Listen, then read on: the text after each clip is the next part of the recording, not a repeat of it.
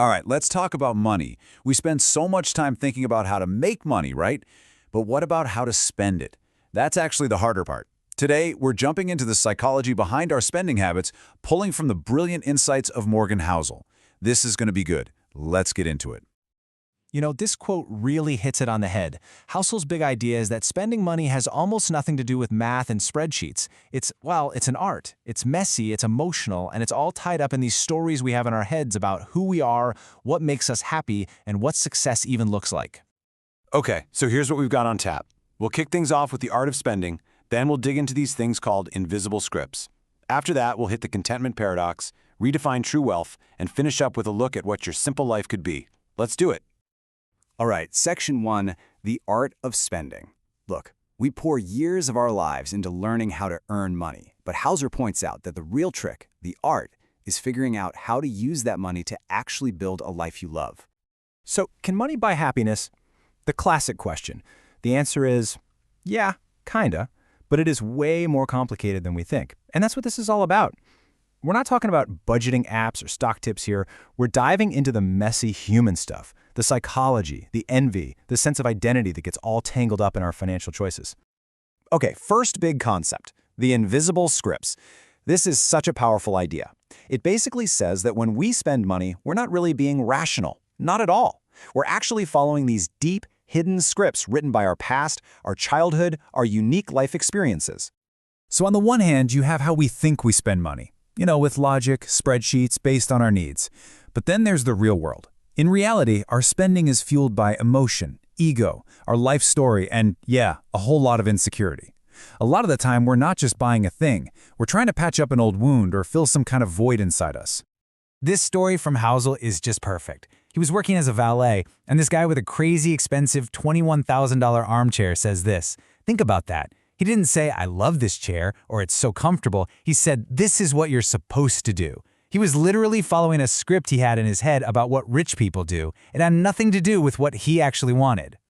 And this leads to a really profound idea that actually comes from the foster care system. All behavior makes sense if you have enough information. So that decision that looks totally irrational from the outside, it becomes completely understandable once you know someone's story. For example, a dad who grew up dirt poor, pushing his kid to go to the most expensive college. That's not irrational. He's spending money to heal a lifetime of feeling less than.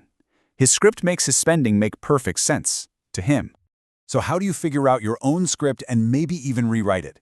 Here's a powerful little exercise you can try. The reverse obituary. Seriously, write down what you'd want people to remember about you when you're gone. Now look at it. I'm willing to bet your car isn't on there. Your salary isn't either.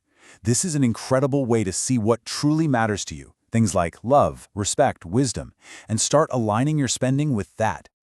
Okay, once you start seeing these invisible scripts, it leads you straight to our next big idea. And this one is a bit of a mind-bender.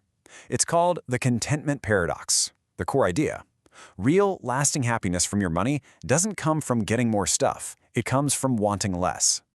This story about Housel's grandmother-in-law, wow, it says it all. She lived on a tiny Social Security check, but he says she was happier than any billionaire he'd ever met. And why? Because as he puts it, she had little, but she wanted even less. Her secret wasn't her bank account. It was that the gap between what she had and what she wanted was almost zero. That gap, that's where contentment lives. So why is this so hard for the rest of us? Well, it comes down to brain chemistry. It's this thing called the hedonic treadmill. See, your brain doesn't really get a kick out of having things. It gets a dopamine hit from the chase, from the getting of new things. But as soon as you have it, that feeling fades. The goalposts just move further down the field, and you're off chasing the next thing and the next. Now check this out. This is an incredible story. A man named Michael May was blind from birth, and he gets his sight back at age 46. And the very first thing that absolutely mesmerizes him is a boring old office carpet. A carpet. Why? Contrast. He was experiencing more joy from that drab carpet than most of us get from watching a beautiful sunset, because his baseline was total darkness. It's such a powerful reminder that joy isn't about the thing itself. It's about the gap between our expectations and our reality. So what's the takeaway here for us? It's simple. Engineer contrast in your own life. That luxury you enjoy, don't make it an everyday thing. If you do, it just becomes your new normal. Instead, turn it into an occasional treat. That way, you're respecting the power of contrast. And trust me, you'll get way, way more joy out of it. All right, so if the goal isn't just to buy more stuff, what is the point of money? Well, that brings us to our third and final focus area, redefining true wealth. This is about a huge mental shift, from thinking about what money can buy to thinking about the freedom it can provide. And this distinction right here, this is absolutely crucial. Being rich means you have a big paycheck. It's about having money to buy more things. But being wealthy, that's different. Being wealthy is having control over your life, over your time. It's the ability to wake up and say, I can do whatever I want today. That freedom, that is the highest form of wealth. If you want a cautionary tale, look no further than the Vanderbilts. Cornelius Vanderbilt left behind a fortune that, in today's money, would be something like $300 billion. I mean, just an insane amount of money. But what happened? Within just 60 years, it was basically all gone. Why?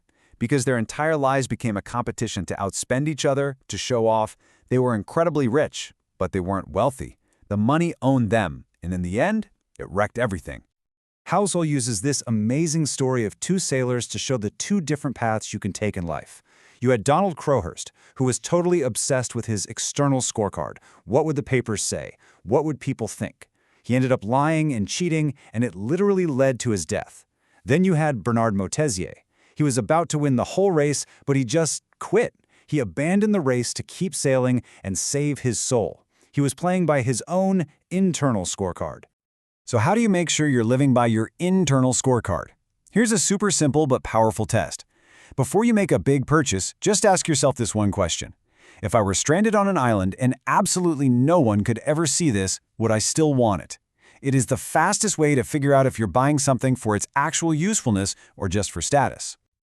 Okay, let's wrap this all up. We've gone through these invisible scripts, the contentment paradox, and what true wealth really is.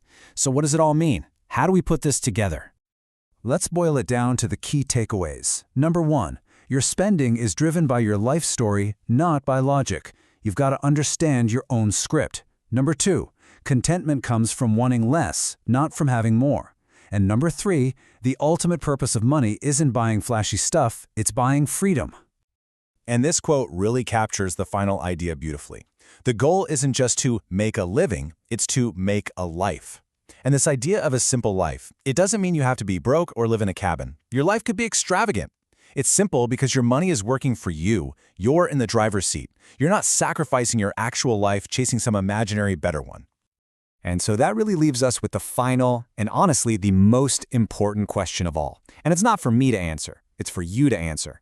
After all this, once you try to peel back the layers of social pressure and those old invisible scripts, what does your simple life actually look like?